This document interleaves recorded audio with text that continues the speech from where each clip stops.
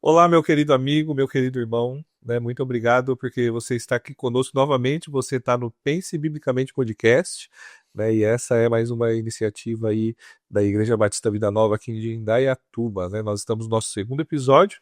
Se você não assistiu o primeiro, volta lá, né, e acompanha também já o primeiro episódio que a gente já publicou, né? O Pense Biblicamente Podcast é uma iniciativa da Igreja Batista Vida Nova e a intenção é a gente lidar com dúvidas, questões importantes aqui da nossa comunidade, pensando principalmente em coisas que a gente não consegue lidar no programa ordinário da nossa igreja, seja no EBD, seja durante um culto, durante os nossos grupos pequenos, né? E aí a gente pensou em criar um ambiente em que a gente poderia lidar com essas questões, né? Mas querendo estender também, né? Além de abençoar a nossa comunidade, às vezes abençoar mais pessoas, a gente pensou em colocar esse conteúdo de maneira pública aí na internet para alcançar mais gente, né? Eu quero te agradecer porque você está aqui nos acompanhando. Na semana passada, quer dizer, no nosso último episódio, nós tivemos aí a presença do pastor Roni, né? E novamente está nos prestigiando aí com a sua presença para nós darmos continuidade aí no assunto, não é, pastor? Obrigado pelo convite novamente, Levi. Uma alegria estar aqui com vocês no Pense Biblicamente Podcast, podendo oferecer mais algumas diretrizes, algumas verdades a respeito da palavra de Deus para as nossas vidas, para as nossas famílias, para a nossa igreja. E eu espero que essa nova ferramenta sirva como um instrumento de edificação e de fortalecimento da Igreja de Cristo. Isso aí, pastor. Nosso último bate-papo, a gente teve a oportunidade ali de tratar algumas dúvidas com relação à Bíblia como palavra de Deus, né? Dentro do campo da teologia sistemática, mais claramente bibliologia. Uhum. Tratamos diversos assuntos, mas é um assunto muito extenso, muitas dúvidas, também tem algumas questões culturais e mais especificamente para hoje, vamos falar sobre mitos e verdades a respeito da Bíblia, da palavra de Deus, não é? A gente colocou nas nossas redes sociais, né, lá uma caixinha de pergunta algumas semanas atrás, para que o pessoal da nossa igreja, o pessoal que nos acompanha naquela comunidade ali, colocar dúvidas ou mitos que eles conhecem a respeito da Bíblia, a gente vai lidar com alguns deles, né? E a gente tem dos mais variados, desde questões de fazer aquilo, às vezes você vai ser mais abençoado por conta de uma interpretação errada de algum versículo, ou menos abençoado, vai sofrer algum castigo, às vezes algumas questões que são simpatia, mandinga, coisas do tipo assim, né?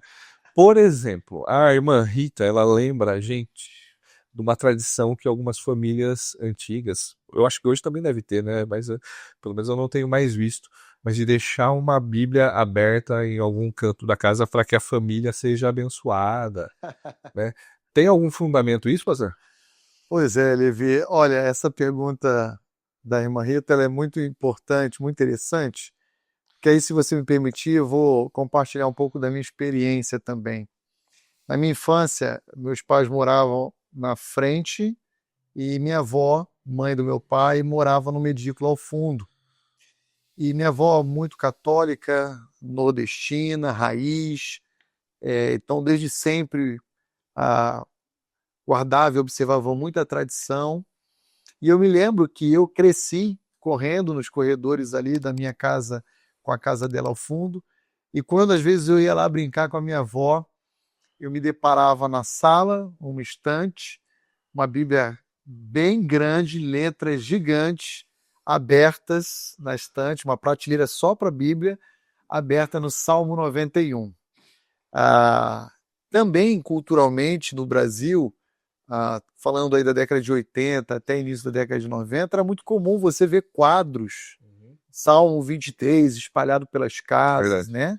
Lembro. Brasil, como um país católico, predominantemente cristão nesse sentido, era muito comum você ir visitar uma família e encontrar é, essas espécies de amuletos religiosos, uma Bíblia aberta, um quadro, uma cruz, mas não há, Levi, absolutamente nenhum fundamento bíblico para pensar que abrir a Bíblia e deixá-la aberta na sala, num estante, no quarto, aquilo vai eventualmente espantar mal-olhado, demônio, qualquer outra Hum. coisa do gênero. Aliás, a gente tem na história da redenção o povo de Israel fazendo da Arca da Aliança um amuleto, né, religioso. E isso foi motivo para Deus envergonhar o próprio povo, fazendo com que essa arca caísse nas mãos dos filisteus. Então, isso tem mais a ver com uma cultura, uma tradição de raiz católica no Brasil do que propriamente com algum objetivo ou fundamento bíblico, escriturístico, propriamente falando. Verdade. Eu falei agora que tipo, fazia tempo que eu não via isso, mas eu lembro desses dias ter encontrado um carro. O cara deixava no carro a Bíblia. Isso. Ali embaixo do para-brisa ali, Exatamente. aberto, né? Agora, eu lembro de um irmão aqui da nossa igreja em que ele veio de uma tradição católica muito forte. E além dessas questões de deixar a Bíblia aberta, tinha a questão de terço, amuleto, a questão de se benzer em determinadas situações. E eu acho bonito que ele fala, era uma vida de escravidão. Né? E aí Jesus libertou, né? E aí então, a Bíblia, ela não tem poder nenhum. Se caso você não lê ela, se caso você não tem contato com o texto dela, né? Só deixar aberto não vai adiantar de nada. Né? O 2 Timóteo 3,16, igual a gente já falou no outro episódio, de fato, a Bíblia ela é útil, né? E para diversas coisas, para deixar o homem perfeitamente, plenamente preparado para toda boa obra, mas se a gente não lê, não resolve nada, então. Exato, não é a Bíblia em si, a página, a folha, o livro, o papel. É a autoridade que ela possui, é a revelação de Deus, é o poder do Evangelho e não um amuleto da sorte, né? Então, não tem É fundamento. verdade. Mas a Bíblia é a palavra de Deus, certo? Sem dúvida. Isso aí é fonte de autoridade para a vida. Mas aí também tem uma tradição, não é exatamente sobre a Bíblia. Mas a Maiara, ela lembra de um jargão popular que às vezes a gente solta, de que Deus escreve certo por linhas tortas. Também cresci ouvindo esse tipo de jargão, né? Dentro do contexto brasileiro, isso é muito comum, não apenas esse, mas outros. Eu creio que esse jargão está biblicamente equivocado. Qual é a intenção por trás desse jargão? Dizer que Deus, em sua infinita sabedoria, sabe o que ele está fazendo e às vezes existem momentos tortuosos na vida do homem que nós temos que lidar e no final a gente encontra Deus no final desse caminho. É questão de comunicar uma verdade, mas de uma forma infeliz, equivocada. Deus escreve certo por linhas certas desde a eternidade passada, porque Ele é o eterno. Ele é infinitamente sábio e Ele sabe muito melhor do que nós o que Ele está fazendo. A gente às vezes acha que sabe o que é melhor para nós mesmos, quando na verdade Deus sabe muito melhor do que nós o que é melhor para nós. Então é muita, eu diria, arrogância, altivez humana achar que Deus está escrevendo com linhas tortas. É verdade. Agora, existem também muitas dúvidas que às vezes surgem, e mitos que às vezes surgem por conta aí da nossa cultura, e algumas... como falar? Ela dá uma misturada com, às vezes, não pega o elemento completo, mistura os elementos, né? Por exemplo, quando a gente chega na época do Natal, a gente tem a figura dos magos, né? E aí, tradicionalmente, a gente vai ver os presépios por aí, encenações, e aí vem 3 reis magos, né? Mas a Bíblia não fala de 3 reis magos, não é? Perfeito, Levi. Assim, olha, o relato de Mateus, capítulo 2, começando do verso 1 indo até o verso 10, 11 mais ou menos, vai falar de sábios do Oriente. Não está falando em nenhum momento de quantidade de sábios ou magos. Mago não no sentido popular brasileiro, como alguém envolvido com feitiçaria. Mago, no contexto antigo, ali do primeiro século, como alguém que era um estudioso dos astros, né? Tanto que eles foram guiados pela estrela, e que provém do Oriente, muito provavelmente da antiga Pérsia. A Pérsia antiga, ela ocupava o território, na sua grande parte, daquilo que nós conhecemos hoje como Irã. Então, o que a gente sabe? É que existem literaturas antigas da região ali da antiga Pérsia que registram que quando alguém se deslocava em bandos por longos percursos, esses grupos eles oscilavam entre 7 e 12 pessoas. Então é muito pouco provável de que tenha sido 3. Agora, qual é a grande confusão do 3? O 3 tem a ver com o número de presentes que esses sábios do Oriente ofereceram ao Senhor Jesus. Também está em Mateus 2, de 1 a 10, mais ou menos. E outro detalhe importante é que as pessoas atribuem como se fossem reis por causa do presente que foram dados a Cristo. Dentre eles o ouro, incenso e mirra.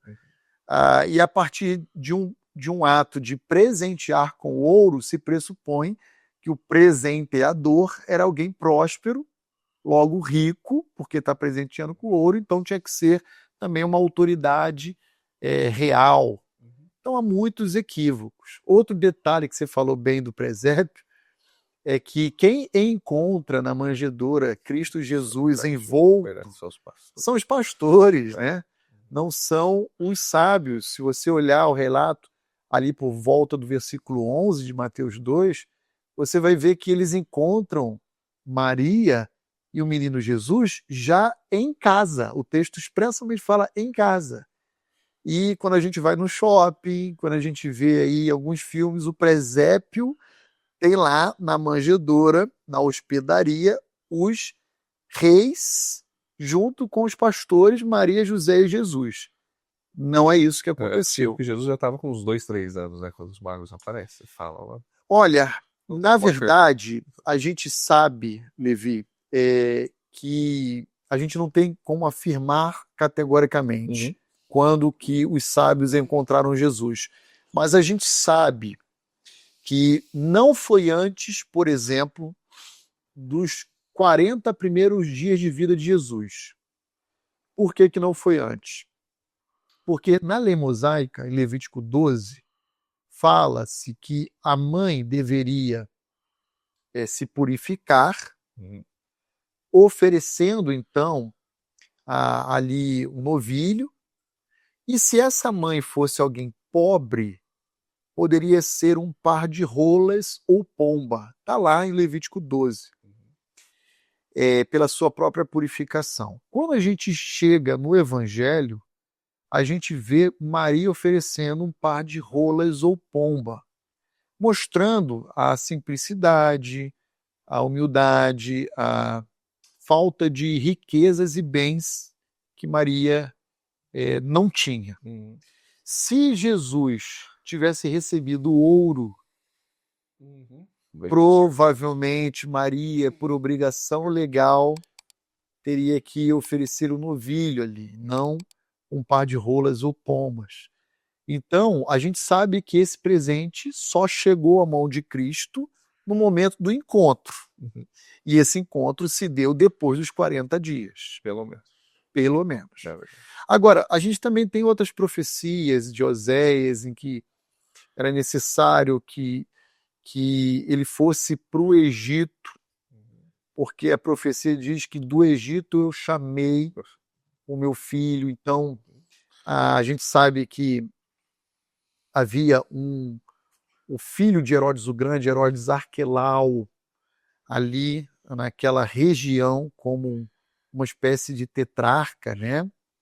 E ele era alguém muito cruel, muito mau, e por causa, então, dessa maldade de Arquelau, juntamente com a do seu pai, que mandou matar as crianças abaixo de 2 anos e tal, Jesus, Maria e José tiveram que ir para o Egito, ficar algum tempo lá. Quando Herodes o Grande morreu e Arquelau assumiu aquela tetrarquia, aquela província, aquela região, eles foram alertados em sonhos para não voltarem para Belém. Então, quando eles voltam do Egito, eles vão para Nazaré, vão para a região da Galileia, para cumprir também com uma outra profecia que deveria ser chamado Nazareno.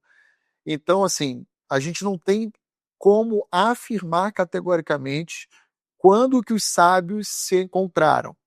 mas podemos chegar à conclusão, sim, de que já havia passado um bom tempo do nascimento de Cristo. Não foi na manjedoura, muito menos na estrebaria. Falando de riqueza, isso é bem pertinente para o nosso tempo, que é algo comum que a gente ouve hoje, principalmente aí por conta que mas todo mundo quer ficar rico, né? É, a gente vê aí a ascensão das casas de bets, aí Tigrinho, junto com o que já tinha, né? Os jogos aí de bicho, bingos, todo mundo quer ficar rico. Conteúdo que dá bastante audiência na internet, que vende muito infoproduto, é como ficar rico, como você ter mais dinheiro. E aí sempre tem aquele mais espiritual que vai falar que o dinheiro é a raiz de todo mal. Esse é um mito, né? Esse é mais um mito, né? Esse é mais um mito. O que a Bíblia fala é de verdade, então. Vamos lá. 1 Timóteo 6,10 vai nos lembrar que o dinheiro não é a raiz de todos os males, mas o amor ao dinheiro. Então, poderia ser o amor a qualquer outro tipo de bem. O problema está naquilo que o homem ama. Se o homem não ama a Deus e ele ama qualquer outra coisa, pessoa, bens, ele coloca como substituto de Deus um ídolo em seu coração. E no caso de 1 Timóteo 6,10, Paulo vai falar expressamente que é o amor ao dinheiro, né, que é a raiz de todos os males, né? Então, quando você bem mencionou aí a questão das bets, todo final de ano, Mega Sena da virada, né? As tigrinho, tantos caminhos aí em que o indivíduo tenta burlar a punição de Deus no Éden para o homem, que disse: do suor do teu rosto comerás, né? Tu vai plantar, agora vai nascer, em vez da árvore do fruto, cardos e abrolhos. Então o homem tenta burlar a punição de Deus, a maldição de Deus, pegando rotas alternativas, como jogos de azar, para tentar se enriquecer facilmente, sem ser pelo meio do seu labor, do seu próprio suor. Então, o mito não é o dinheiro em si, mas o amor, o apego, ter o coração ali ao dinheiro que se torna a raiz de todos os males. Inclusive veio na minha cabeça aqui agora que essa série que a gente está começando de EBD, agora eu não lembro dos assuntos todos, mas chegou a incluir algo desse tipo? Sim, nós vamos Porque esse negócio de aposta é um negócio muito sério hoje. A galera tá, jogos de azar, né? tá se endividando muito com isso. Qual é a natureza por trás do jogo de azar? É exatamente isso que eu acabei de falar. Tentar Burlar o meio. burlar Uhum. a punição que Deus colocou sobre o homem. É verdade, é verdade. Agora, tem mais algumas dúvidas que mandaram aqui sobre, por exemplo, histórias bíblicas, né? E aí uma que colocaram aqui é que com uma certa frequência, né, às vezes a gente ouve a respeito da história de Jonas. Eu diria que aqui a gente teria bastante muitos mitos e verdades a respeito, que o pessoal às vezes fala muita bobagem por aí, né? Mas aqui é mais simples. Principalmente quando a gente é criancinha, aí vamos usar a expressão que Jonas ele foi engolido por uma baleia. Isso aqui seria um mito ou isso aqui é verdade? Como que você entende isso? Eu, a princípio, creio que seja um mito. E por que eu creio que seja um mito? Porque em nenhum momento a palavra de Deus nos descreve o ser aquático que engole Jonas. A Bíblia simplesmente diz que ele foi engolido por um grande peixe. E para nós, pouco importa se esse grande peixe é uma baleia, um tubarão ou qualquer outro ser aquático, né? Assim, a impressão popular que se tem é que teria que ser um peixe de grande porte que, por exemplo, comportaria você. Se Jonas fosse Qual, grandinho qual, assim, qual a sua medida, Levi? 1,91. 1,91. Qual o seu peso? Se Não, você puder vai falar. pôr assim. Não querendo te constranger, mas 138. pois é. Se Deus Tubarão, quiser, vai diminuir esse ano. Não, se Deus quiser, tubarão, não vou colocar em Deus, não. Eu também se tenho que Deus fazer a minha quiser, parte e também. eu fizer o meu papel, né? A minha parte. É verdade. Um tubarão, por exemplo, não poderia engolir, ingerir uma pessoa do seu porte, por exemplo, tamanho e peso, e permanecer ali 3 dias, 3 noites, mais ou menos, te mantendo vivo ali. Então, acredita que seja um peixe de um porte maior, pelo menos o dobro ou triplo do teu tamanho, né? Então, aí pensa-se que fosse talvez uma baleia. Mas também já falaram que, por exemplo, a baleia cachalote não poderia ter sido, por razões, eu diria, estruturais, orgânicas desse peixe. Sinceramente, qualquer peixe, independente do que fosse. Porque tem uma questão biológica de digestão, né?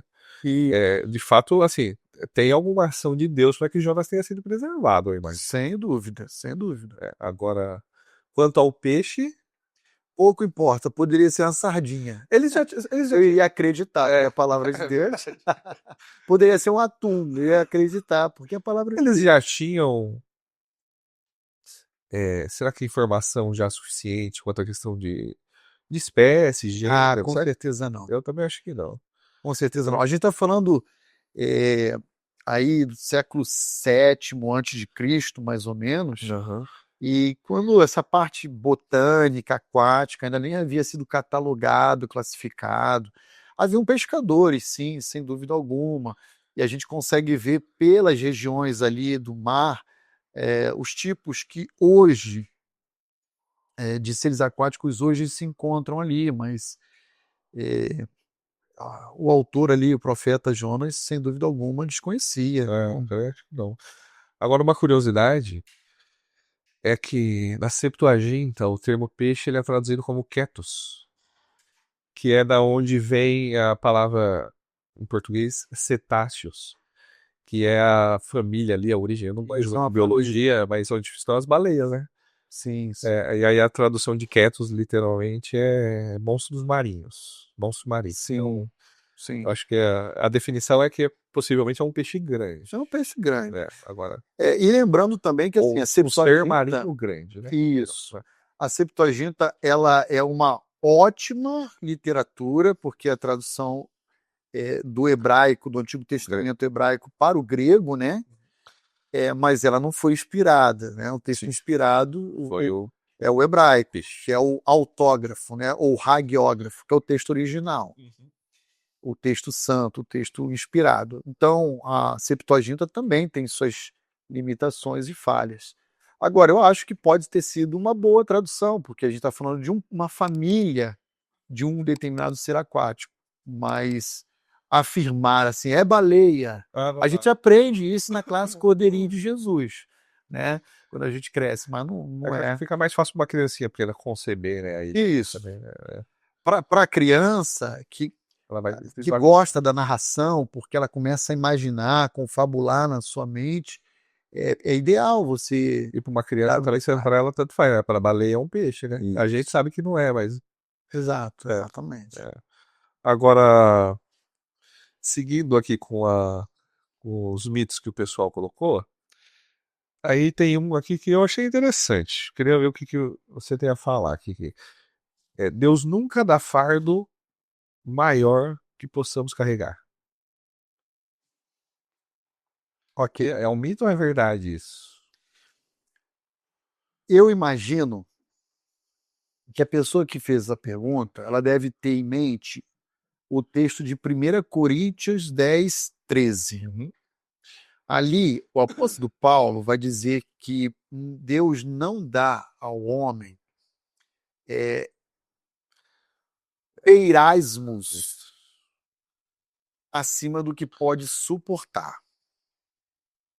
O que é peirasmo? A palavrinha peiratso, o verbo peiratso, grego, é um verbo que pode ser traduzido ora por tentação e ora por provação. Quando é que o tradutor opta por um ou por outro caminho? quando a fonte e o objetivo for de Deus, e o objetivo for a edificação, fortalecimento da fé do seu filho, isso é provação.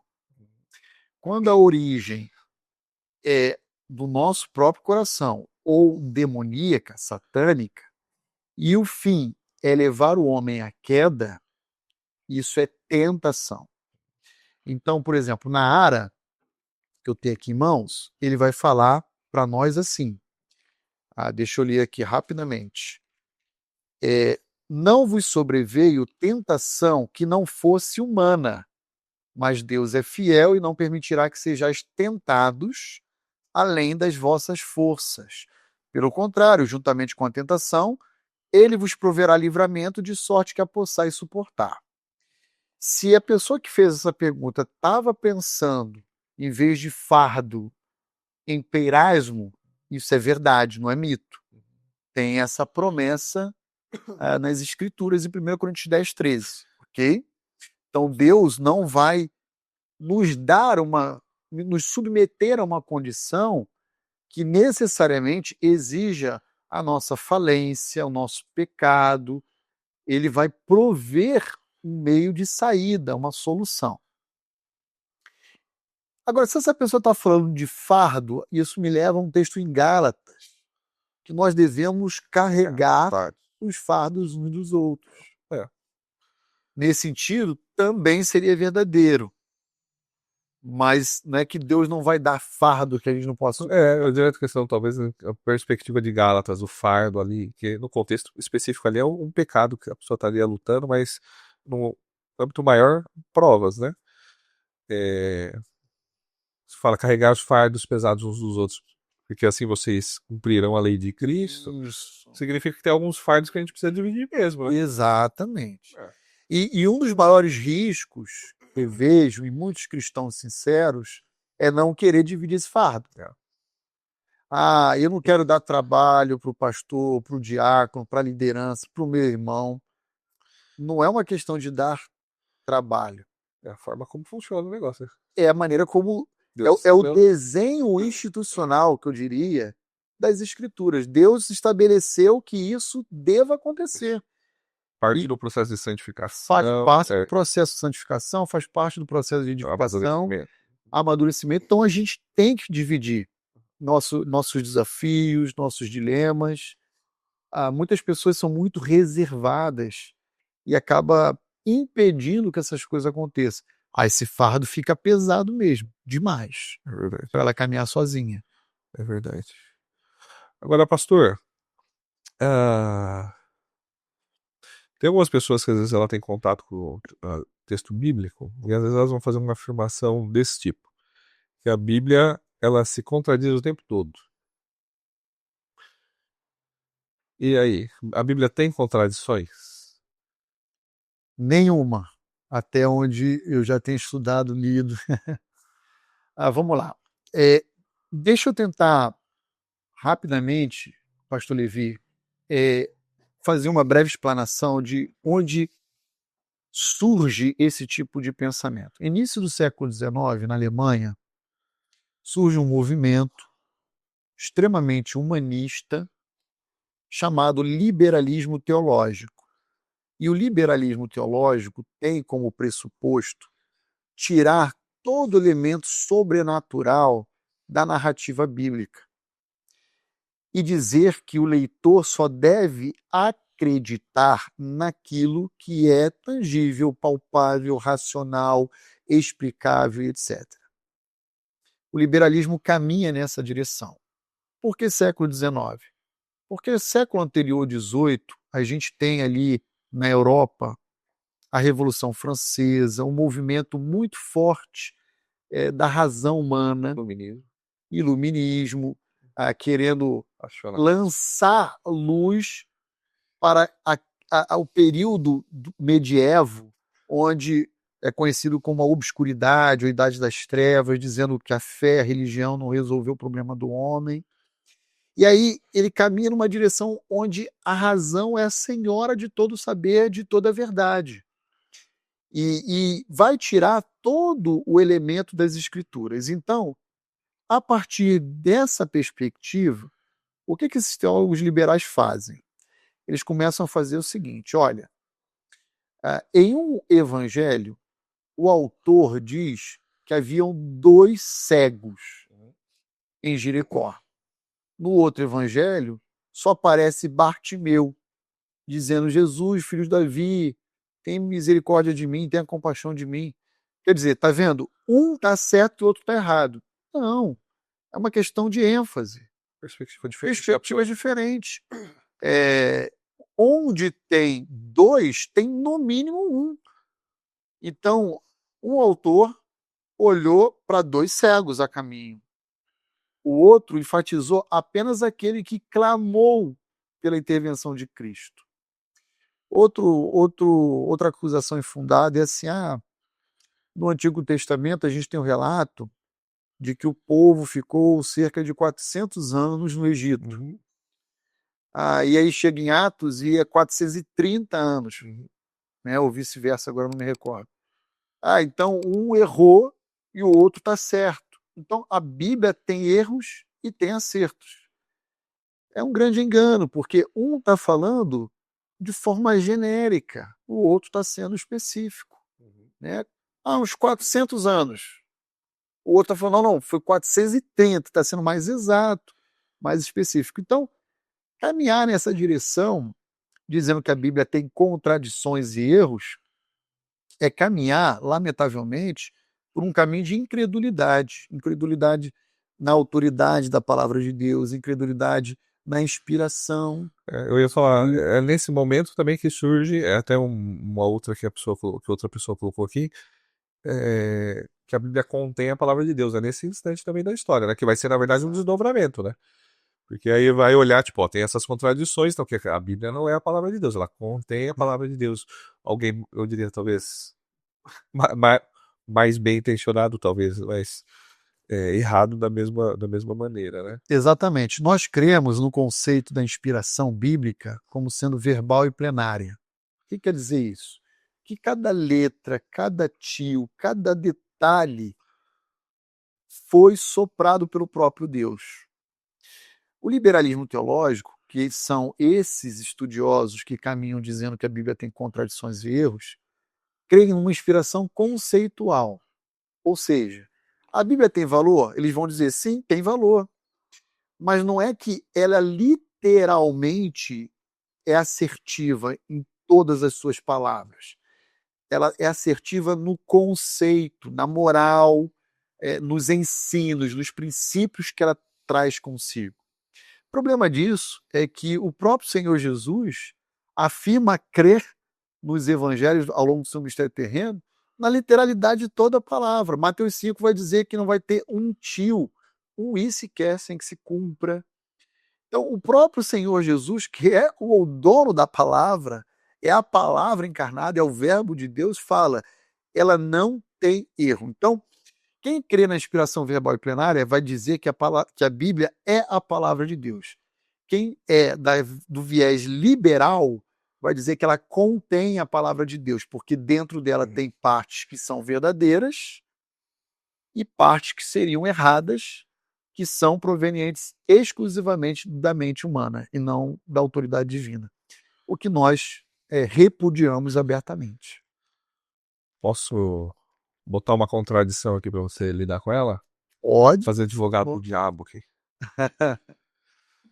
Uh, Provérbios 26. Você sabe, né? Isso aqui é clássica, né? 4 e 5. Não responda ao insensato segundo a sua tolice, para que você não se torne semelhante a ele. E o 5 diz: responda ao insensato segundo a sua tolice, para que ele não seja sábio aos seus próprios olhos.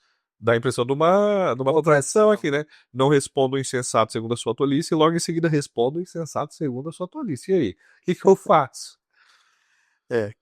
Cada texto tem um objetivo por trás, né? O verso anterior está proibindo, não recomendando responder ao insensato, e o outro está dizendo, põe o insensato no seu lugar. Não deixa ele criar asinha, dar corda para ele, não. Então, não quer dizer que sejam contraditórios. Eles são complementares. Exato. Né? Só que quem já tem uma predisposição para atacar as escrituras vai olhar passagens como essa e vai dizer, olha, o próprio autor aqui é bipolar. Uma hora ele está dizendo para não responder, a outra ele está dizendo para responder. Ele está alternando o seu humor, está variando. Não é. A questão de propósito, de objetivo, né? Salomão está propondo o caminho da sabedoria, né? Então tem hora que você tem que Exatamente. responder, tem hora que não. Sim. Não é? Uma pessoa que não quer, é inflexível, não quer te ouvir, tu vai ficar discutindo com essa pessoa? Salomão está dizendo assim, ó, não fala, cara. Ela não Então, quer você te vai com ouvir. ele, Sabe, você vai ficar dando murro em ponta de faca. E vai ter outras oportunidades que essa mesma pessoa vai chegar até você se engrandecendo com a sua própria tolice e você vai colocar no lugar dela. Responde sim, mostra que ele não é isso que ele está pensando ser. Então, não quer dizer que é contraditório, é complementar. Legal. Boa, pastor. Agora, tem algumas que vieram aqui, que para mim, cara, complexas. Não, é porque acontece. A gente vive num país. Você pega dados do censo, é um país que o evangelicalismo ele é bem grande, assim, né? A gente tem uma cultura evangélica. Entretanto, né, eu fico pensando, cara, é muito claro o que Jesus fala, né, que a gente às vezes erra porque não conhece as escrituras nem o poder de Deus, né?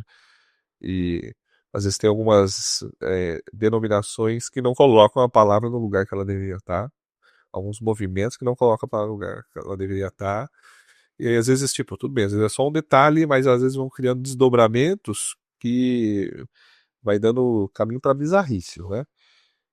Calma, respeito os meus irmãos pentecostais, né? Mas é, às vezes eles pegam, como a irmã colocou aqui, textos bíblicos, às vezes isolado, e interpretam, por exemplo, o batismo com o Espírito Santo como uma segunda obra da graça, né?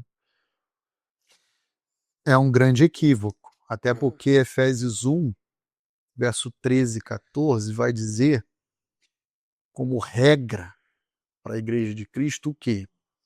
Que depois de ter ouvido o evangelho da vossa salvação e tendo nele crido, fostes selados pelo Espírito Santo da promessa, o qual é o penhor, garantia, até o dia do resgate. O que Paulo está dizendo para nós? Que não existem dois momentos, um momento de crer e outro momento de receber o Espírito Santo. Esses dois atos, eles acontecem como sendo dois lados de uma mesma moeda. Ele acontece junto, simultâneo. Então, quando o indivíduo ouve a palavra de Deus sendo pregada, ele é levado ao convencimento pelo Espírito Santo de Deus do seu pecado, da sua condição, e ele, por meio da fé, crê em Cristo como Senhor e Salvador, nesse exato momento ele recebe o Espírito Santo de Deus na sua vida e ele passa a ser habitado.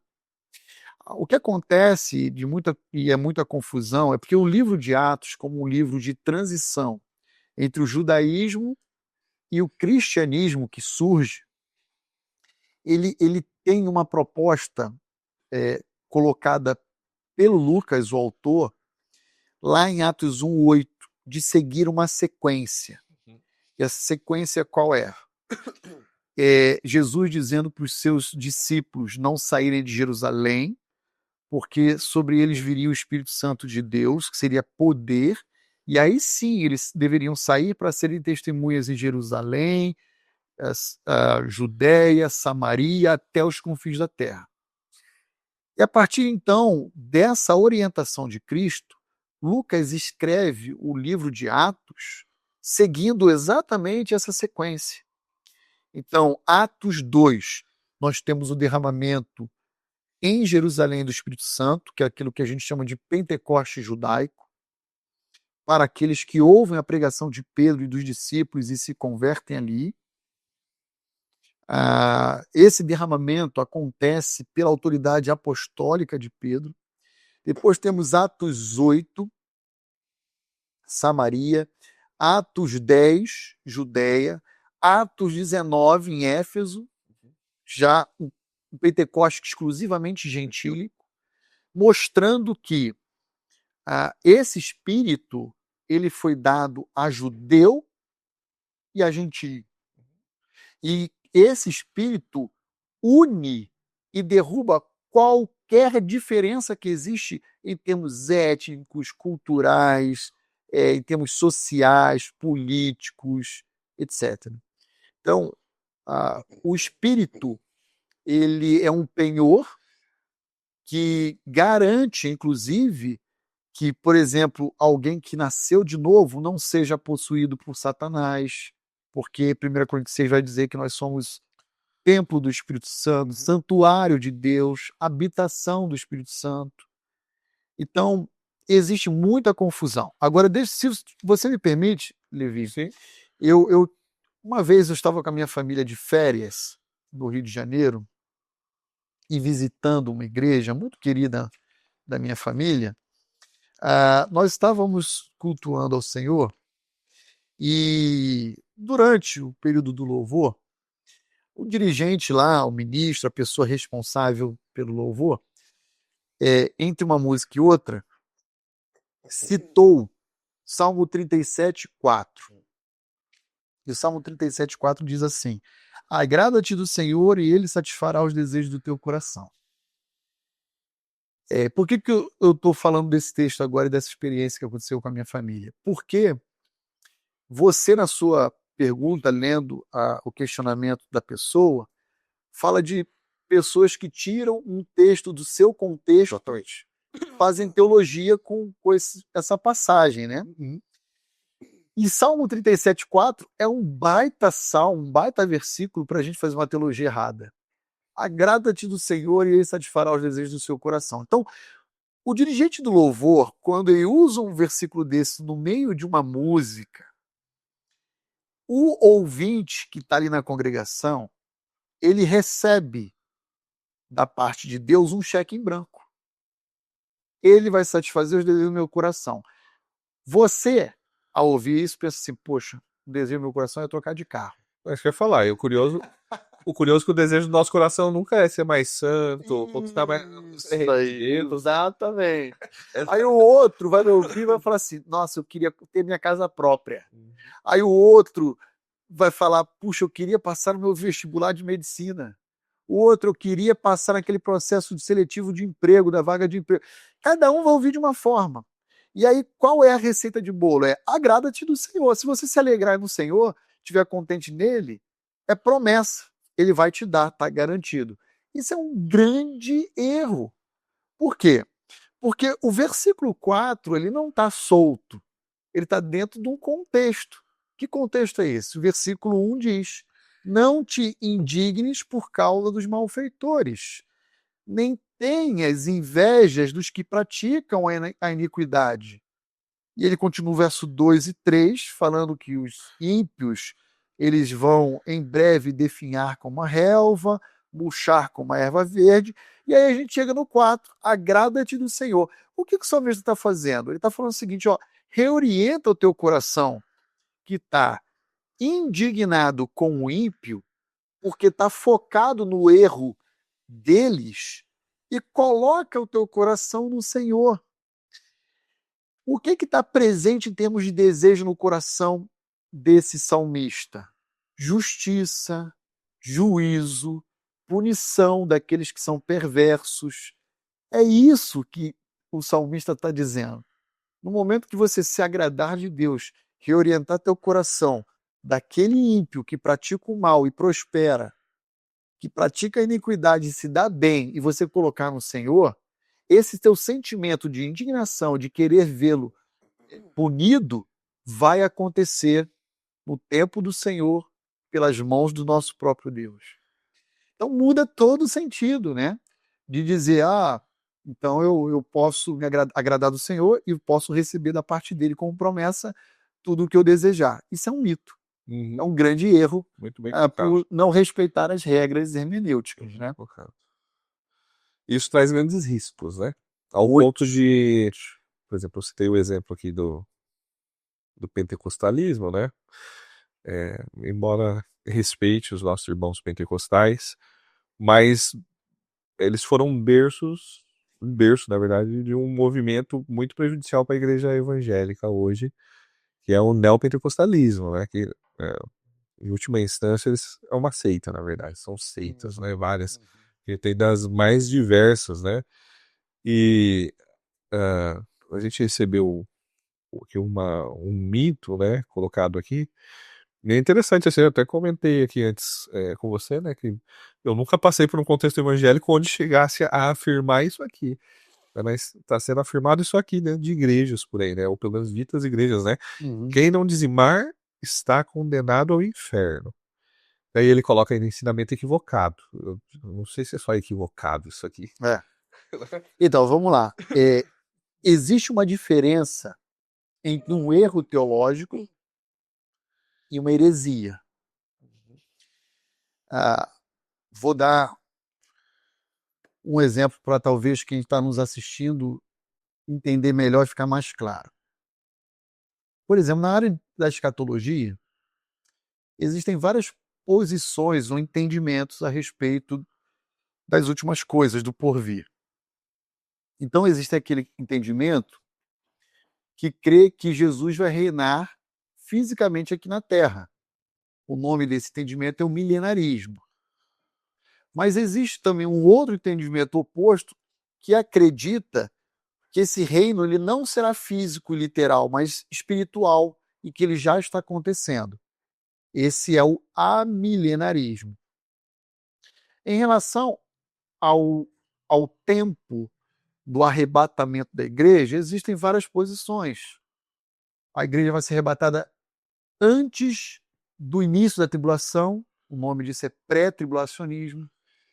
Alguns vão acreditar que vão ser arrebatadas no meio, outros no final. Então você tem a posição mesotribulacionista, pós-tribulacionista, e tudo bem.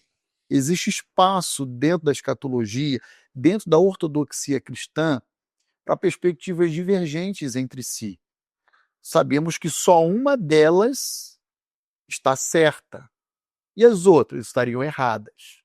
Existe espaço para isso. Agora, uma frase como essa não dá para falar que é um equívoco, é uma heresia. Por quê? Dada a gravidade do conteúdo que está sendo afirmado. Porque você tira a salvação, que é única e exclusivamente pela graça, e torna a salvação do homem meritória, mediante a obras que ele possa praticar, como o dízimo. Então, não dá para olhar para isso e falar, isso é um erro teológico, é algo aceitável, tolerável. Não, isso é uma heresia. Ah, os membros da Igreja Batista Vida Nova sabem que nós, pastores aqui, somos todos dispensacionalistas. O que eu quero dizer com isso? Nós cremos que Deus tem uma maneira de administrar o seu trato com o homem distinta de era em era. O dízimo foi dado dentro do contexto de Israel por meio da lei mosaica.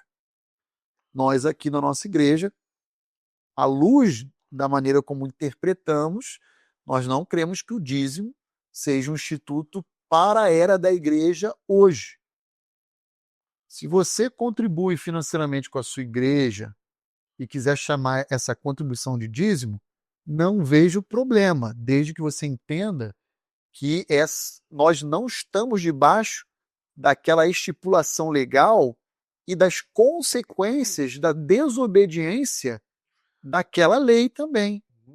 Nós fazemos isso voluntariamente, fazemos isso de forma generosa, com alegria, com gratidão, dependendo do Senhor.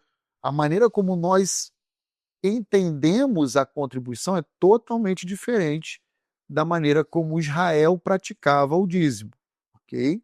Então isso tem que ficar claro.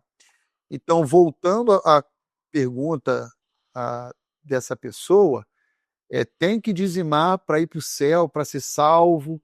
Isso é um equívoco? Não. Isso é uma heresia. Isso é um erro gravíssimo que deve ser repudiado por todo o cristianismo.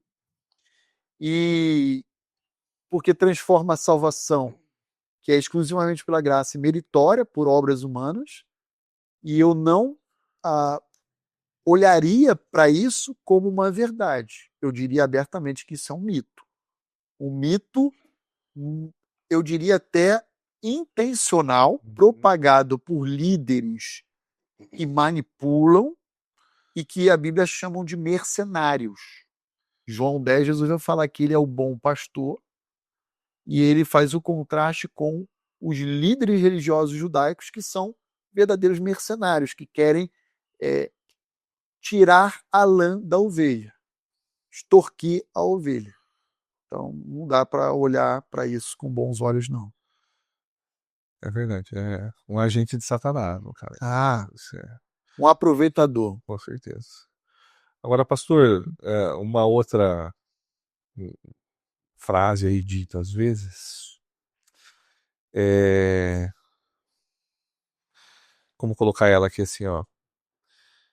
Nosso Deus é um Deus que abre portas. Eu colocaria toda a porta que se abre na nossa frente foi Deus que abriu? Então vamos lá. Basicamente, Nosso Deus. toda porta aberta é de Deus? Ok. Nosso Deus abre portas. Isso é verdade.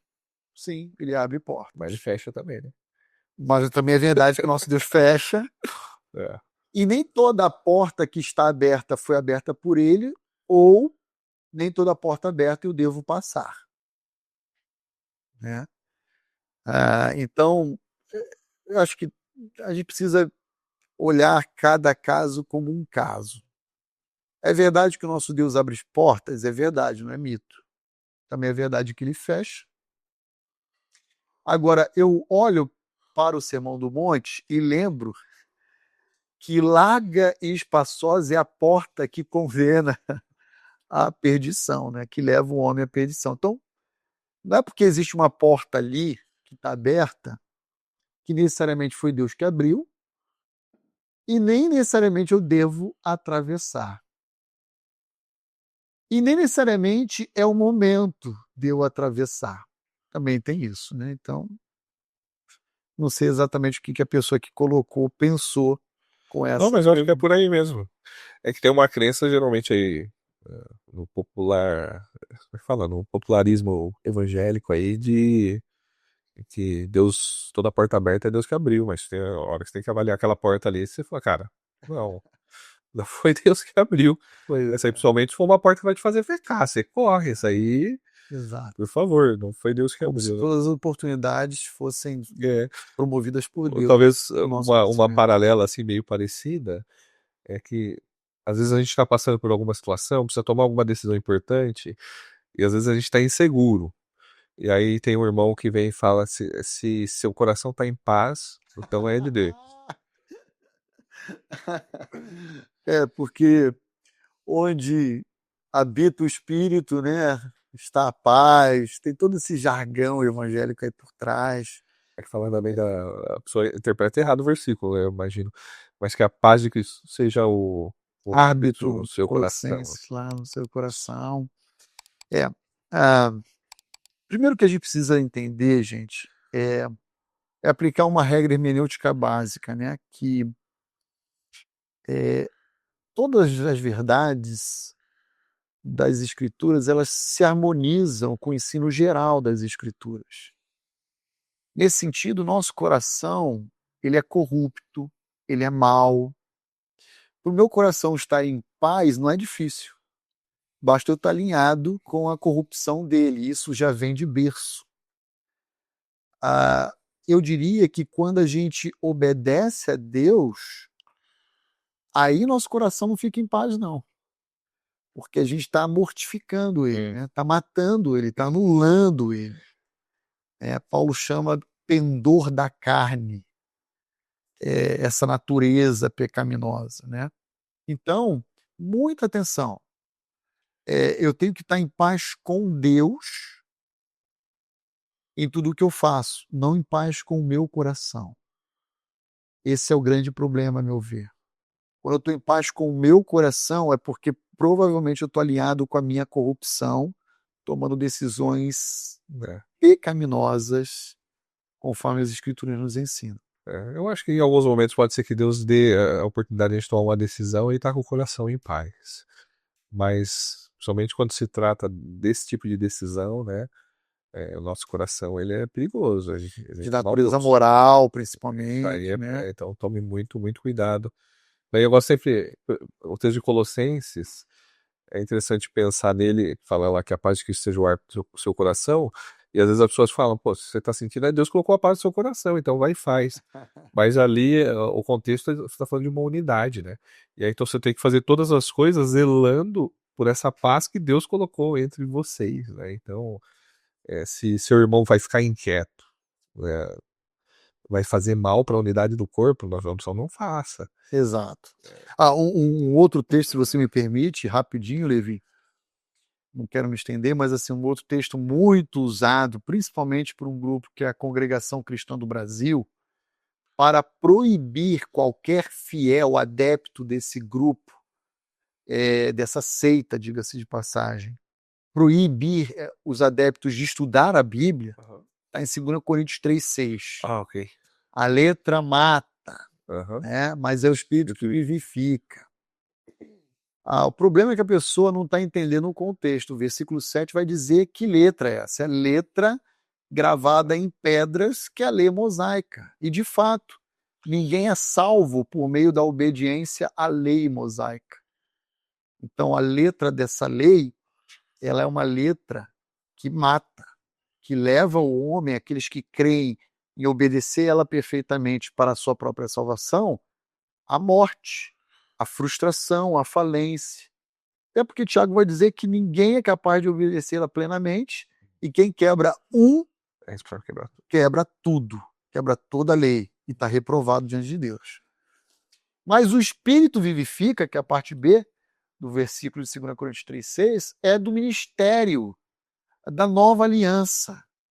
O ministério onde nós estamos sendo beneficiados como igreja, como gentios, né? E é o Espírito que vivifica, porque ele nos convence do pecado, da justiça e do juízo. É ele que promove em nós o novo nascimento, nos dá um novo coração, tiro de pedra, põe um de carne. Nesse sentido, o Espírito vivifica.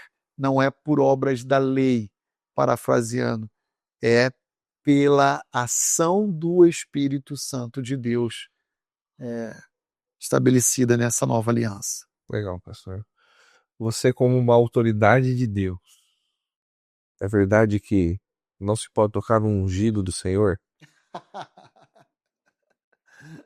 Eu gosto de uma piada que fala que assim, porque uns são e outros não, né? Falando da unção. Piada pastoral, viu? Foi. Tá aprovado. Pastoral. A grande questão é que todo crente em Cristo Jesus, ele é ungido, porque ele tem o Espírito Santo. O Espírito Santo habita em nós, em todo o corpo de Cristo. É diferente na antiga aliança, né? Na antiga aliança, havia a ação do Espírito habitando apenas em 3 tipos de pessoas dentro da nação de Israel: reis, sacerdotes e profetas. É por isso que, por exemplo, a gente viu que Deus deu a Saul o espírito dele, depois Saul aborreceu a Deus e Deus tirou o espírito de Deus de Saul e mandou demônios para perturbá-lo. É por isso que quando Davi peca com Batseba, lá no seu salmo, ele vai dizer: por favor, Senhor, não retire de mim o teu espírito, porque na antiga dispensação, o judeu crente comum não tinha habitação permanente do espírito nele. Mas os reis, profetas e sacerdotes tinham uma habitação temporária, não era permanente, definitiva, era temporária, e Deus dava do seu espírito com o único objetivo de capacitar esses indivíduos ao exercício pleno das suas atribuições. Então, o rei deveria, habilitado pelo espírito que habitava nele, conduzir o povo em justiça, em retidão. O profeta trazer ao povo a palavra, a mensagem do Senhor, lembrar o povo da aliança mosaica, por exemplo, ah, e assim por diante. A partir do nascimento da igreja, o Novo Testamento, todos os cristãos são ungidos. Então, eu diria que é maldade um líder dito evangélico chegar para a sua congregação ou para um irmão em Cristo e dizer assim: olha, muito cuidado ao falar do ungido do Senhor, porque todos nós somos ungidos, como se ele fosse uma autoridade e seus irmãos fossem um crente de segunda categoria, de uma terceira casta. Todos nós temos o mesmo espírito. Obviamente, dentro do reino, Deus coloca pessoas em determinadas posições. Os pastores estão numa posição de autoridade sobre a igreja que Deus confiou os seus cuidados e, por isso, prestará contas com maior rigor até. Mesma coisa, Tiago vai falar dos mestres, né? Não sejam todos mestres, pois haverá um rigor maior para aqueles que ensinam. Agora, não quer dizer que eu, por ser pastor, sou um crente melhor do que muitos irmãos. Aliás, eu reconheço e confesso que eu vejo crentes na Vida Nova que são crentes muito melhores do que eu. Nem me Eu me diga, considero assim, nem sabe? me diga. Então, não faz o menor sentido arrogar para si, avocar esse título de autoridade com base em textos como esse, do ungido do Senhor. É verdade. É mito, é É mito. verdade. Gastamos um bom tempo aqui conversando. Queria ver se você toca um negócio. A gente voltar aqui e fazer uma segunda rodada pra gente continuar com esses mitos e verdades aqui. O que que você acha? Eu acho top, Top? legal. Então, vamos voltar aqui então pra falar mais, Concordo, porque vamos sim. tem muitos outros, tá? E aí, então, agradeço a audiência, né, de você que nos acompanhou até agora. Espero que tenha sido útil para sua vida aí, que você tenha sido edificado, né? A gente ainda está encontrando aí um meio termo aí, entender como é que é o tempo ideal do vídeo, né? Então, para não ficar muito longo, muito extenso, mais extenso talvez do que esteja, a gente vai fazer uma segunda rodada, então se prepara, né? Se o seu mito, sua verdade, seu questionamento não foi falado ainda, possivelmente é porque ou tá lá no vídeo 1 que você não viu ainda, tá? Ou a Será gente vai falar abordado mais para agora no frente. próximo. Agora no próximo, tá bom? Isso aí. Mais uma vez, muito obrigado, tá? Muito obrigado por nos acompanhar. Tá? E aí, lembra, se você não tá inscrito aqui no canal, por favor, se inscreva, né? Deixa o like aí. Tem um tal de hype lá também, né? Hype lá. Bota o que você puder botar pra fazer que esse vídeo aqui chegue mais longe. Isso não porque a gente quer ter um monte de view, não porque a gente quer ser reconhecido, mas é porque a gente reconhece que isso aqui é um conteúdo bom que precisa chegar a mais pessoas, né? E é a forma como a plataforma trabalha, tá? Mas deixa aí nos comentários, né, o que que você tem achado, bota suas dúvidas ali também, porque vai ser um dos recursos que a gente tem para poder trabalhar, tá bom? E bom, é isso aí, né? Esse foi o Pense Biblicamente Podcast, né? O podcast da Igreja Batista Vida Nova aqui de Indaiatuba. Nós nos vemos aí no próximo, então. Então, tchau.